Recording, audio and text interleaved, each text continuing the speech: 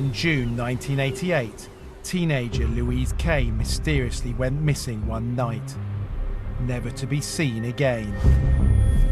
I just can't imagine for a moment that Louise would have stayed away for this length of time. Over 100,000 people are reported missing in the UK each year. Most will be found safe within 24 hours. But this case has mystified detectives for 30 years. And now, her family have turned to me for help. I miss her so much. She deserves to be found. I'm Mark Williams-Thomas. I've investigated some of the UK's most infamous crimes, but I've never encountered anything as sinister as this. Have you killed anyone else? You're calling. My search for Louise takes me on the trail of a killer. She was bisected. She'd been cut in two.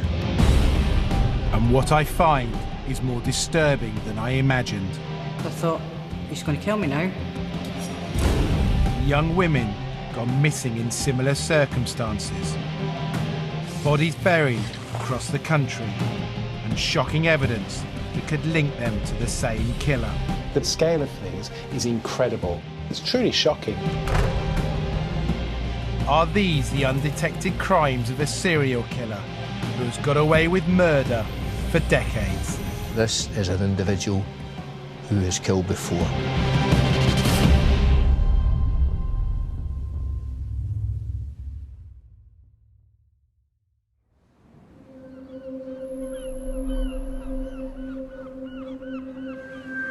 Eastbourne, home to the famous landmark Beachy Head, and regarded as one of the safest places in the country to live. But this quiet seaside town holds a 30-year-old mystery that I've come to investigate. It was here in 1988 that 18-year-old Louise Kay went missing after a night out with her friends. I'm regularly contacted by families of missing people and unsolved murder victims asking for my help to investigate their loved one's case. One family approached me asking for my help to find their missing daughter. She and her car have literally vanished off the face of the earth, and it's a case that's baffled police for decades.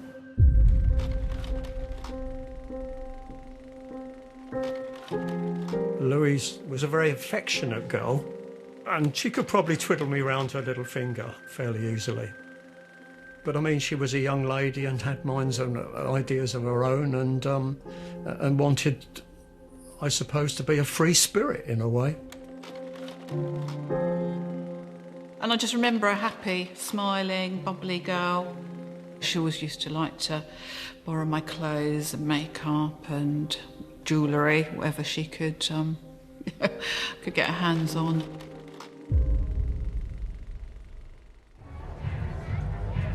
On the 23rd of June 1988, Louise left her house on a night out with friends.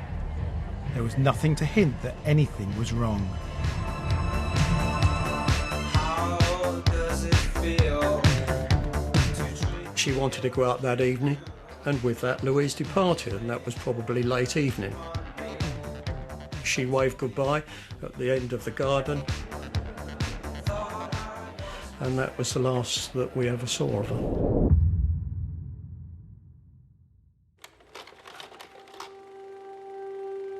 The last person we know of to see Louise was her best friend Sarah.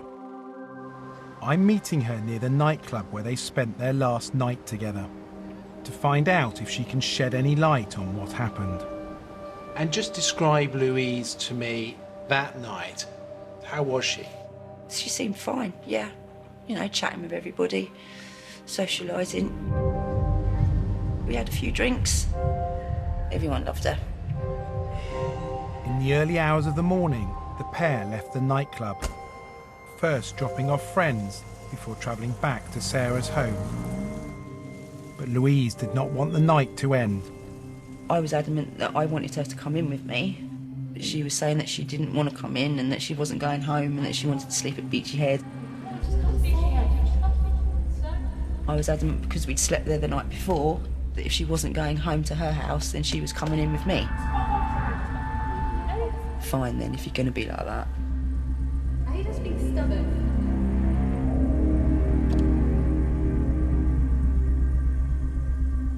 She drives off. After their argument, Sarah tells me Louise left with the intention of sleeping in her car at Beachy Head. The next day, no one had heard from Louise. Neither she nor her car have ever been seen again.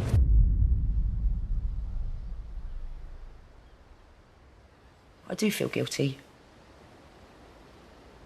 Because I do feel that maybe if I could have done something different, then we wouldn't be sitting here now.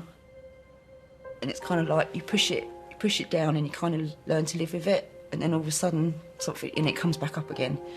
And it's all the, you know, you go round in circles, and I have done for 29 years, go round in circles a bit. That's the biggest regret of my life, and it always will be.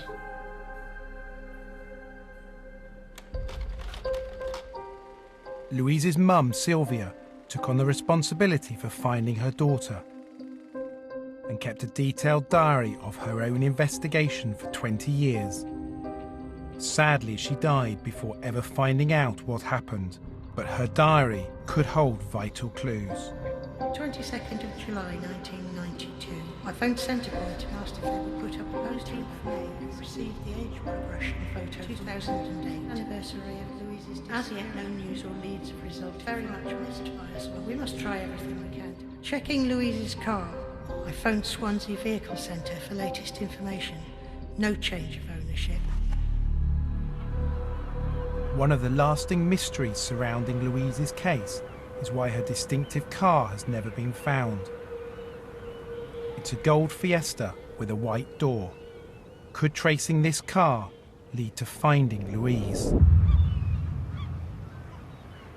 We don't know where the car is, do we? Don't know anything about the car? No, none at all. No. We have no evidence whatsoever as to the whereabouts of the car. There wouldn't have been a great deal of petrol in it. She wouldn't have been able to travel very far, and that car just disappeared. I just can't imagine for a moment that Louise would have stayed away for this length of time.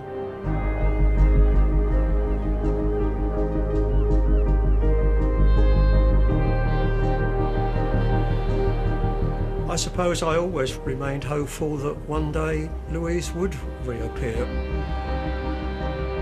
And I'm hoping and praying that it will bring us some answers. I cannot begin to comprehend how you carry on, but you have to. It's the not knowing, it's the day-to-day hope that he'll get something. What I have told him is I will do everything I can and see if I can give him some answers.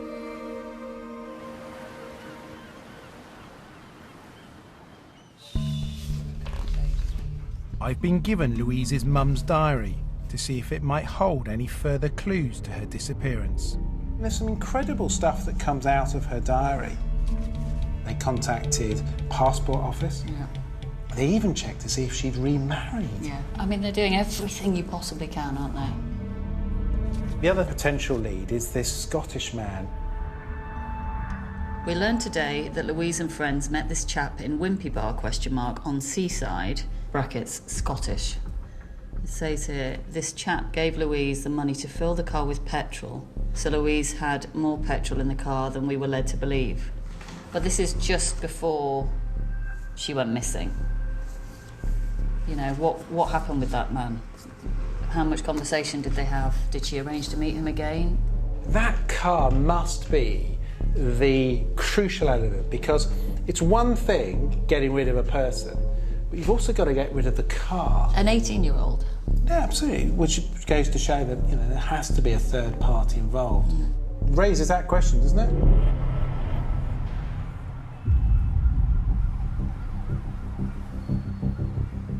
Sussex police conducted a review into Louise's case and ruled out the Scotsman lead.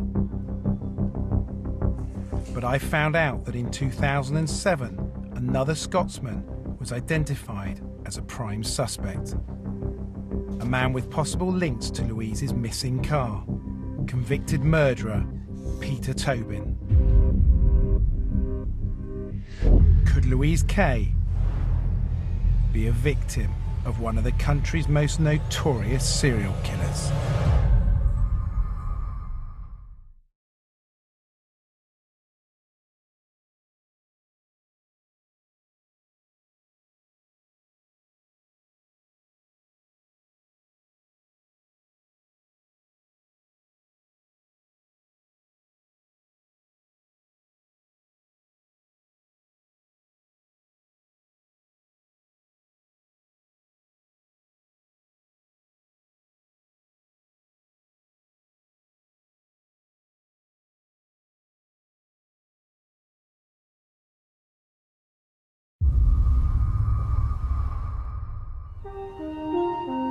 "18-year-old Louise Kay went missing 30 years ago, and her family have turned to me for help. She was last seen driving towards Beachy Head to sleep in her car. But how can a teenager and her distinctive Ford Fiesta seemingly vanish into thin air?" The senior Scottish detective who reviewed Louise's disappearance has told me about a potential suspect I should look at.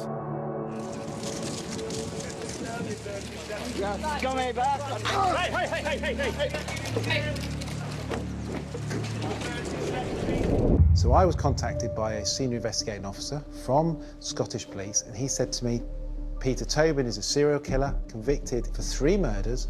They started a police investigation. He believes Peter Tobin was responsible for many more murders.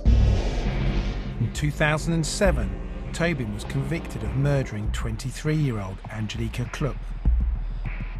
The police investigation that followed found the bodies of 2 further victims at his home in Margate on the south coast of England. Vicky Hamilton and Dinah McNichol, killed in 1991, just 3 years after Louise vanished. Could Peter Tobin be connected to Louise Kay's disappearance? I've tracked down the original police interviews where he was questioned about his involvement in any other unsolved murders. See, at the end of the day, Peter, you can't keep hiding. You are a serial killer. Listen to me. Have you killed anyone else? Go and waste your money. You're not willing to answer that. Go and waste your money.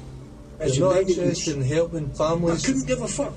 No, that's it. You have no humanity about you, do you? Oh, have I not? You don't care. I don't give a fuck. So you're not willing to answer the last question? No comment. So, Peter Tobin, what do we know about him so far? He was constantly on the move. He was linked to over 30 UK addresses. He had well over 20 aliases. He got in trouble with the law for things like theft, fraud, forgery, and then, of course, it escalated to violent sexual offences and murder. As far as investigating a man like that, that is not an easy task. He sounds to me as though a person who's deliberately taking actions to put himself outside the reach of the police. And that begs the question, why?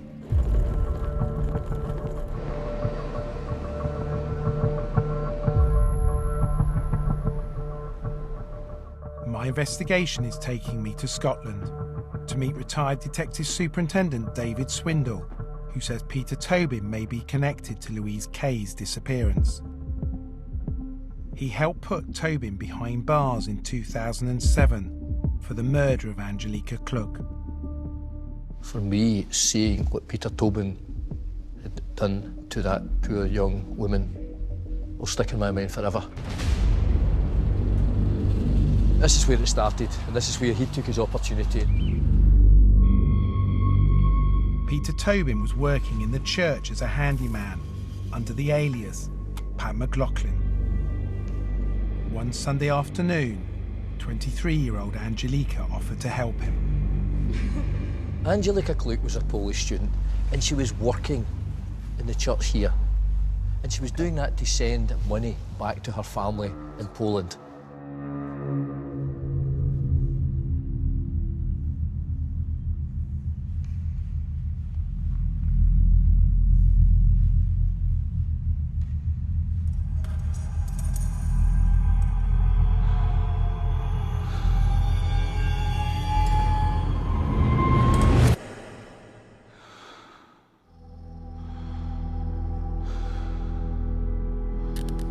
After beating her with a table leg, he sexually assaulted and stabbed her 16 times. What we know is he then drags her on top of this piece of tarpaulin and takes her into the church. He takes her and other items of clothing and he deposits her like a sack of rubbish, a human being, underneath the church.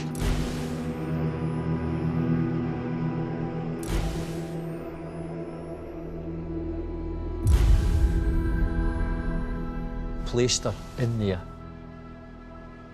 Big risk, though. But that is part of the thrill, the risk for him, the risk and the power. After hiding Angelica's body, Detective Swindle tells me that Peter Tobin calmly cleaned up his tracks. What I thought in the initial stages at that church, this is an individual who has killed before. It was only after he had murdered Angelica Klug that they found him hiding in a hospital in London under a false name.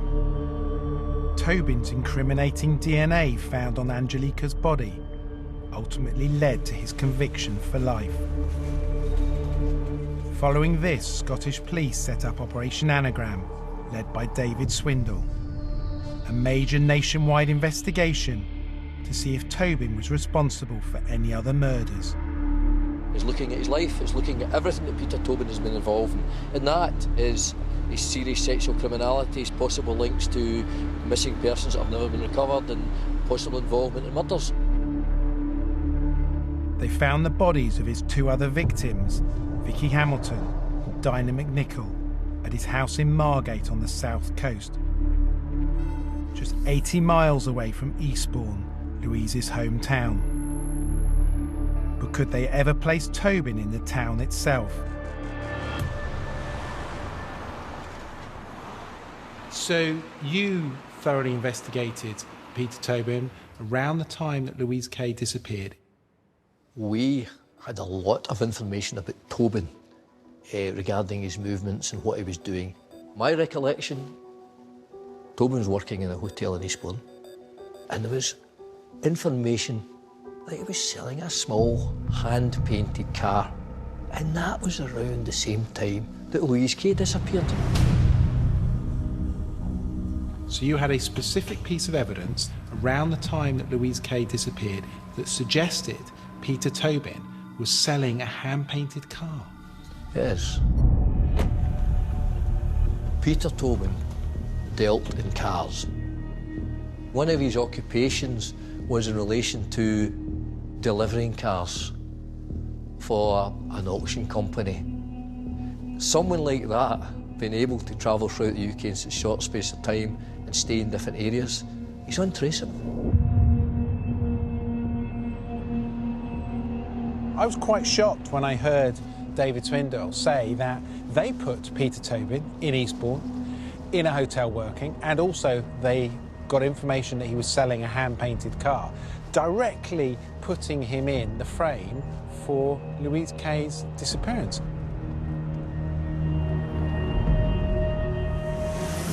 That car could have been the Ford Fiesta that Louise Kay went missing in.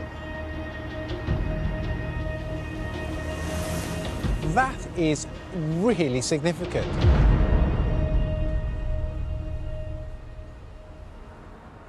Could Tobin have repainted Louise's distinctive car and sold it on? Sussex police say there was no evidence her car had been hand-painted. And I can't trace the original eyewitness of the alleged sale. There is no record of Louise's car being retaxed or scrapped. It has simply vanished. Tobin had links to scrapyards and travelled extensively around the country using multiple aliases, which makes him very difficult to trace. We need to pull Tobin's life apart from the time when he could be offending up until the time that he finally went to jail. We need to look at people he has had contact with and some of those family members who will be able to fill those gaps for us. One person who might be able to shed more light on Peter Tobin is his first wife, Margaret. I hope she can help me better understand Tobin's early years before he was convicted for murder. We're meeting at an old dance hall in Glasgow, the type of venue she first met her future husband in 1968. One Saturday night, my girlfriend and I were sitting having a wee drink. A rather handsome chap came over and asked us if they could partner us. That was Peter Tobin. Quite the gentleman. After a few months of courtship, Margaret was invited home one evening to Peter Tobin's flat. Just sort of sat and talked for a wee while. It was just sitting talking for the evening. It was only about a couple of hours or so I was there.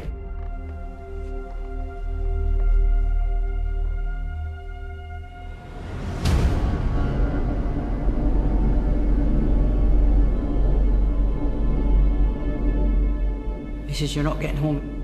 Because you're mine now." It wasn't that soft face anymore. It was the hardness and the eyes and the look that he gave you. You just knew there was something different there. Margaret says she was kept prisoner in the flat for weeks, repeatedly raped at knife point, until one day the attack escalated. I thought, he's going to kill me now. I'm sort of screaming, "Stop it, stop it, stop it." I was dying. He'd left me to die. Margaret was bleeding profusely from a stab wound and close to death. The neighbour downstairs noticed blood coming through the ceiling and called an ambulance.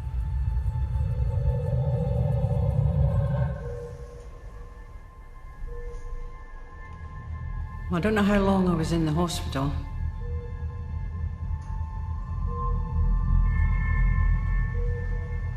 When my eyes opened, first thing I saw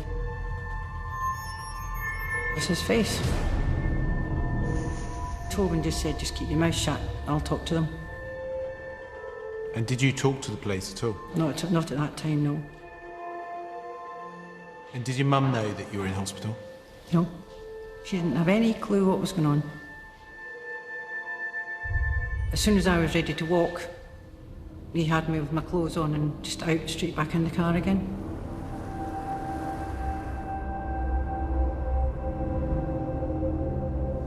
She was only 18 and too terrified to say anything to her parents or the police. I wanted to stay alive. And as long as I did what I was told, that was my lifeline. Tobin took her to Brighton and coerced her into getting married. It was a year before she was able to escape his clutches. Has Tobin ever been prosecuted for the offences against you? No. And yes, you think could have done something, but there wasn't anything I could have done differently. If I stepped out of line, I wouldn't be here today. Do you think Peter Tobin has killed more than the 3 women that he is in jail for? I think he's capable of. I mean, what did he do between the 70s and the 2000s? I've been told Peter Tobin was just 22 years old when he got away with attempting to murder his first wife, Margaret. Over the following 4 decades, he would go on to kill at least 3 women, burying 2 of them on the south coast where he spent most of his time. I believe Peter Tobin had the means and the motivation that puts him directly in the frame for Louise Kay's disappearance. Do you think he killed Louise Kay? I think so, yes. I think that Peter Tobin has killed many other victims and their bodies will be buried somewhere.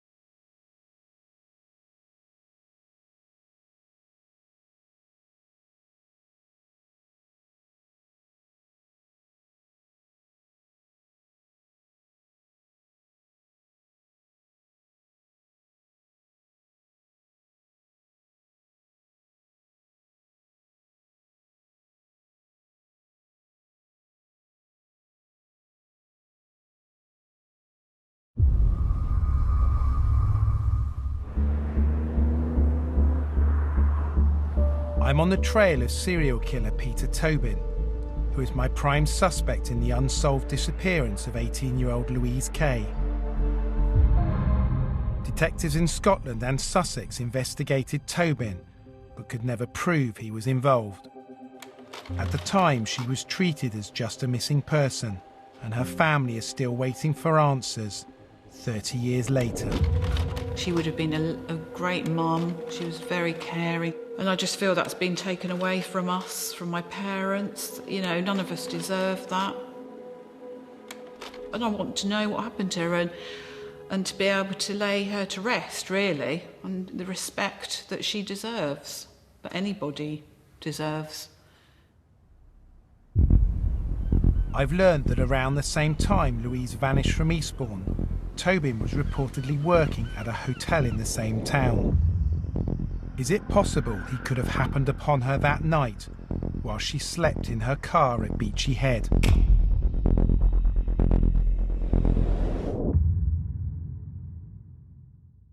I need to look more closely at what Peter Tobin did with his other victims, Vicky Hamilton and Dinah McNichol, to see if their murders could help me uncover what happened to Louise.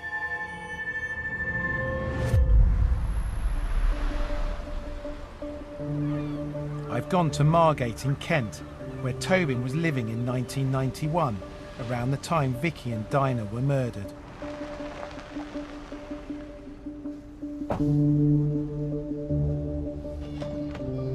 Hello, David. Mark, thank you for seeing me. No problem. I come in? Yes. Brilliant. By all means. I'm meeting his next-door neighbour, David Martin, who built up a good relationship with Tobin. Tell me about the first time you saw Peter Tobin.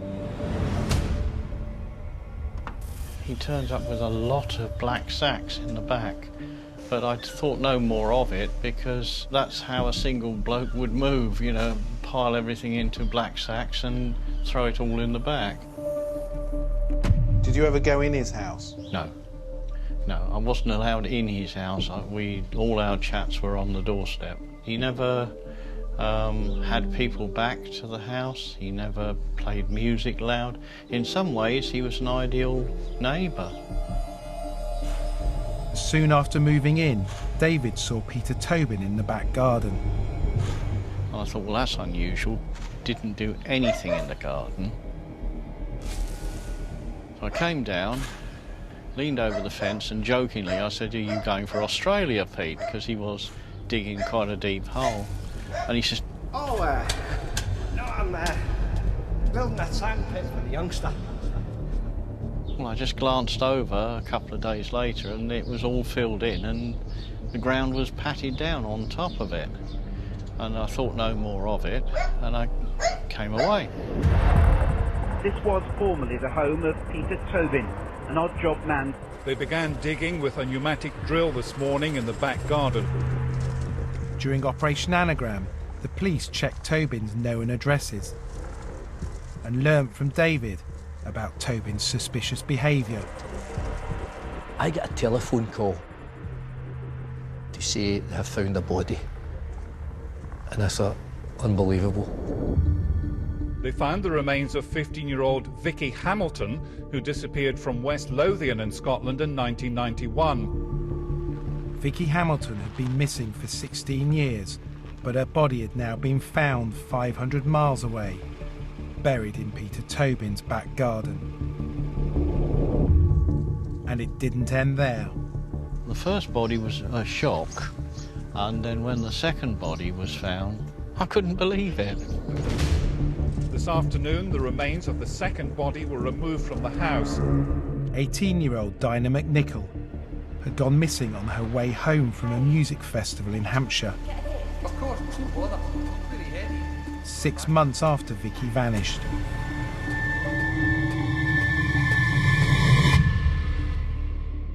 Dinah and Vicky had been buried quite sophisticatedly. Vicky had been bisected. She'd been cut in two and transported all the way from Scotland to there.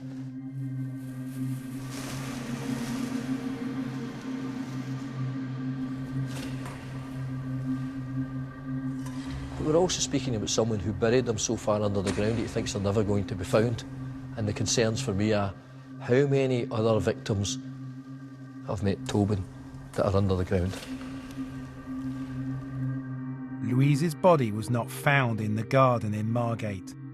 But if she is a victim of Peter Tobin, has he disposed of her body in the same way as the other women, at another address?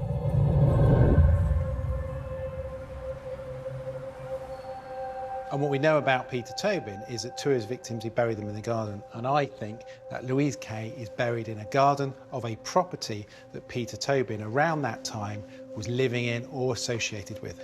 But what we now need to establish is, what garden could that be? Peter Tobin was linked to over 30 properties across the UK. At the time of Louise Kay's disappearance, he was living at a house in Portslade, west of Brighton. In 2010, this address was also searched by the police. Could the bodies of Peter Tobin's victims be buried in the back garden of this property in Portslade? Several families are closely following this latest investigation, including the relatives of 18-year-old Louise Kay, who went missing in Eastbourne in 1988. You're preparing yourself for the worst. Are they going to find Louise? And then obviously it's all no, nothing. You're back to sort of square one again. You know, I thought, are we ever going to know what's happened to her? But I have a feeling that Peter Tobin is connected to Louise's disappearance. The police forensically searched Portslade and another property in Brighton and found nothing. But I've seen how Tobin transported Vicky Hamilton's body from Scotland to the south coast of England when he moved house. So could he have done the same with Louise? Whilst he was living in the Portslade address, there was reports of smells coming from the basement. And they searched that address, the police subsequently, and they didn't find anything. But if he'd have kept the body in that address and then subsequently moved the body, that would be entirely consistent with the way that Peter Tobin operates. If Louise's body had been kept at Portslade and then moved to another property to be buried, I need to find out where.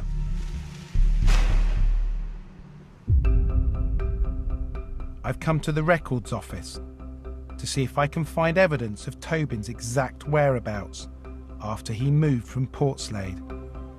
I'm looking for an address that hasn't been forensically searched by the police.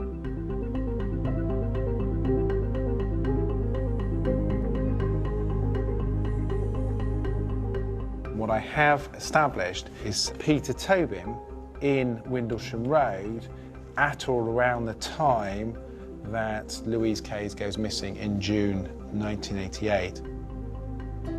And Windlesham Road has never been searched. The police tell me at the time they made a decision not to search Windlesham Road in order to focus all their resources on the 2 properties they did search. The police search the Margate address, and what do they find? They find 2 bodies. Yet Windlesham Road, they've never searched. No. And we can place him there at around the same time as Louise Kay goes missing. Exactly. What we do know is that when he abducted Vicky Hamilton and killed her, he kept her for a period of about 6 weeks before he brought her down from Scotland to his Margate address. Yeah. It is possible that Louise Kay could be buried in that garden.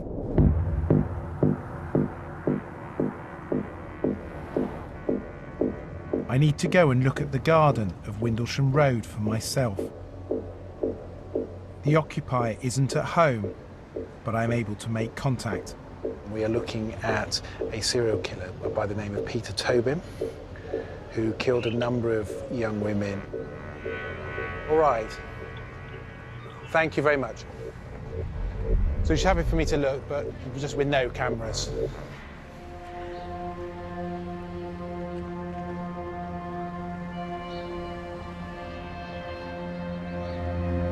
Well, it's very interesting, isn't it?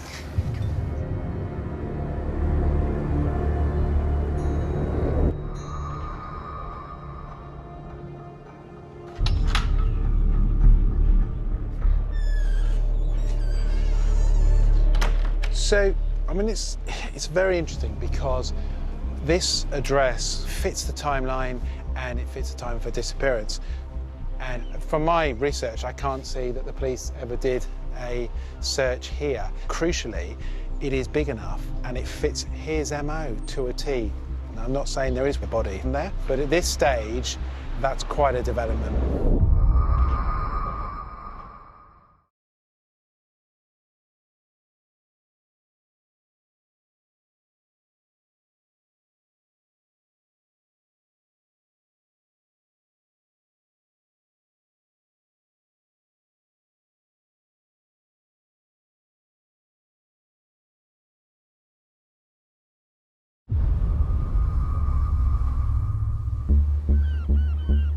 My investigation has led me to an address where Tobin lived in 1988, soon after Louise Kay went missing. I've established it hasn't been forensically searched by the police, but the owners of the property, Brighton and Hove City Council, need to grant permission for me to conduct a search. Rebecca? Hello, so we've got a reply from the council about Windlesham Road. Right, what does it say? It's not good, I'm afraid. They've said, we have very serious concerns about the disruption and upset that any such investigation would cause our tenants. Our tenants have confirmed to us that they are not in agreement to any investigation, so that's it. They're basically not giving us access. That is very annoying. I just find that really frustrating because all we're trying to do is give answers to Louise Kay's family. Very disappointing for them. All right, well, I'll see you in a bit anyway. All right. Cheers, bye. Bye. The council said they'd only allow an excavation if the police required it. But at this point, Sussex police have declined to be involved in a search. That phone call now leaves me in a position I can't take it any further forward. They are the owners of the address. They've refused permission. But the biggest frustration is for the family. I have such strong feelings that Peter Tobin is connected to Louise's disappearance. I know he's in prison and I know he's already being punished. That's, you know, I don't care about him. I just want to know where she is, and so that if there were remains found, that we can bury her, and that she has, and it's, you know, the respect that she deserves.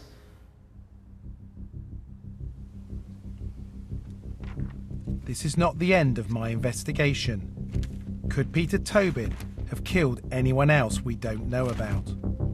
I'm looking for other missing persons or unsolved murder cases in the same area of Eastbourne where Louise disappeared. One case jumps out.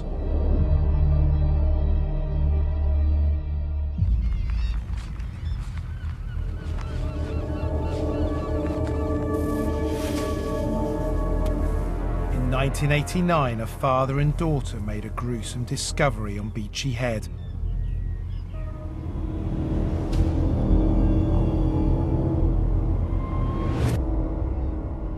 The remains of 22-year-old Jessie Earle, missing for 9 years, was found hidden in dense undergrowth, close to where I've been told Louise was heading the night she vanished. Louise would come to the car parks, one of these 3 car parks here, and it's only a matter of a short distance, a walk down behind me towards Eastbourne, where Jessie Earle's remains were found a year after Louise Kay vanished. I need to investigate Jessie's disappearance to see if there are any similarities to Louise Kay. At the time, Jessie's death was treated as suspicious, but not investigated as a murder. Her parents, Val and John, have lived with this for 29 years. Just tell me a little bit about Jessie. Well, she was quiet, very keen on wildlife, keen observer. On the 15th of May 1980, Jessie went missing. Her parents tell me she would often walk near Beachy Head, where she was discovered 9 years later. And what were you being told the police had actually found? Remains. Right. So this is bones, not a They showed us the bones. They showed you the bones? At the police station. We were shown the bones. Why did you want to see the bones? I wanted to touch them. No. You wanted to touch them? And did you? Yes.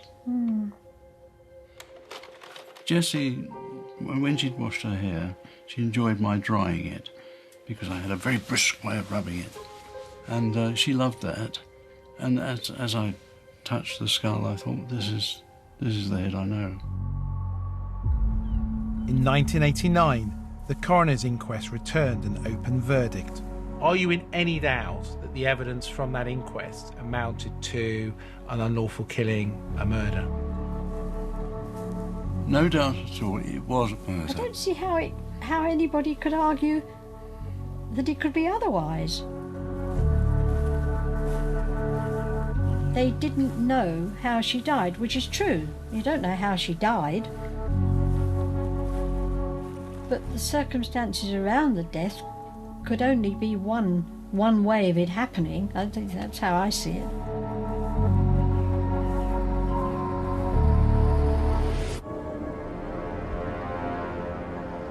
Former Detective Chief Inspector Steve Dennis reviewed the case in 2000, when he formally recorded it as a murder.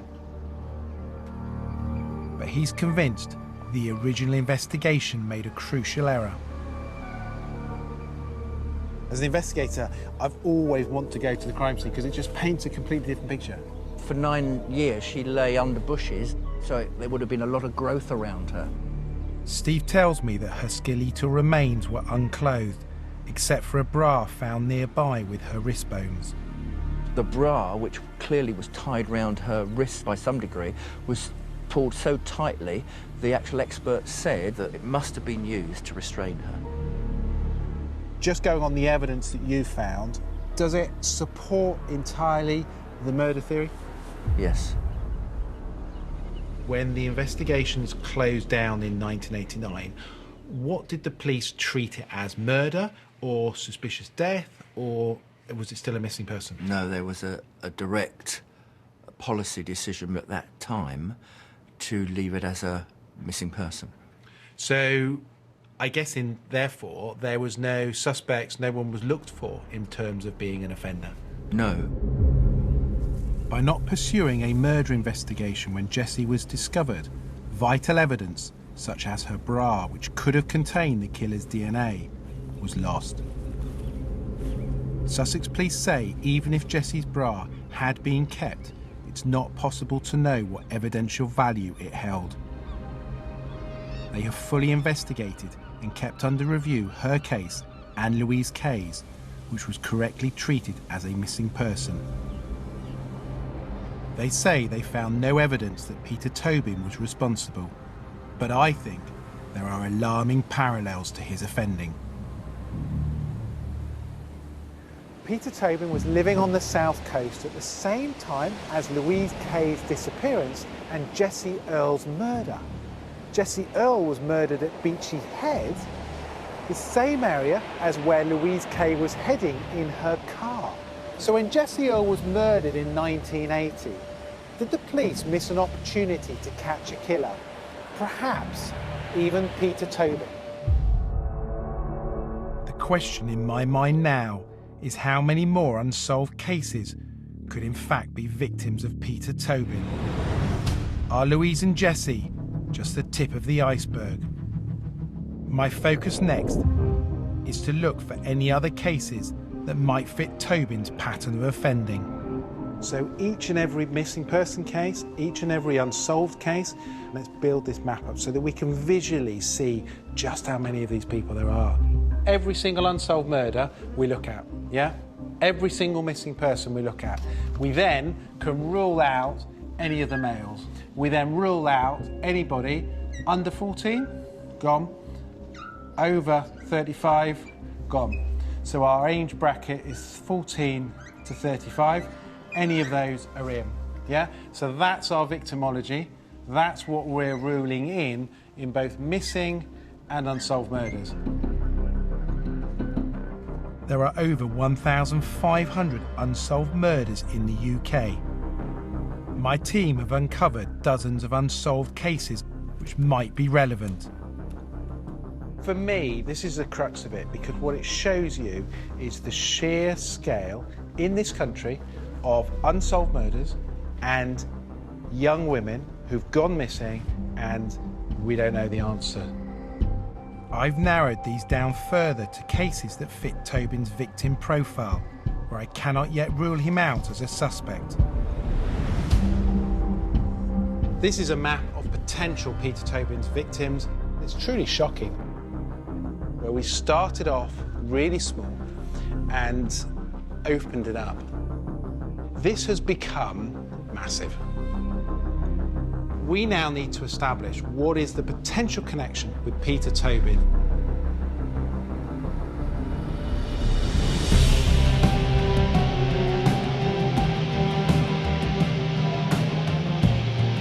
I began this investigation looking into the disappearance of Louise Kay. But I've now found dozens of other missing women and unsolved murders. How many of these could be victims of Peter Tobin? Next, my investigation takes me on the trail of Tobin in his hometown of Glasgow. And what I uncover is the chilling fact that Peter Tobin was not the only Scottish serial killer abducting young women at the time and getting away with murder.